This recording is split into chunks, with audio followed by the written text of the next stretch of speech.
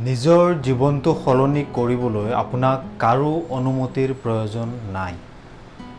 আপুনি এঠাইত যদি আবদ্ধ হৈ আছে, ভাল জীৱন এটাৰ সপোন দেখিছে, কিন্তু অনুমতিৰ বাবে আপুনি অপেক্ষা কৰি আছে। কাৰ পৰা? আপোনাৰ পৰিয়ালৰ, ভালপোৱা কাৰোবাৰ, আপোনাৰ বছৰ, আপোনাৰ বন্ধুসকলৰ নে সমাজৰ? আপোনাৰ নিজৰ জীৱনটো সলনি কৰিবলৈ আপোনাক কাৰো অনুমতিৰ প্ৰয়োজন নাই। সেই শক্তি আপোনাৰ মাজত আছে। যি ব্যৱসায় আৰম্ভ কৰিম বুলি ভাবিছে, সেই ব্যৱসায়টো আৰম্ভ কৰক। দৌৰিবলৈ ল'ম বুলি যদি ভাবিছে, তেতিয়াহ'লে দৌৰিবলৈ লওক। লিখিব খোজা কিতাপখন লিখক।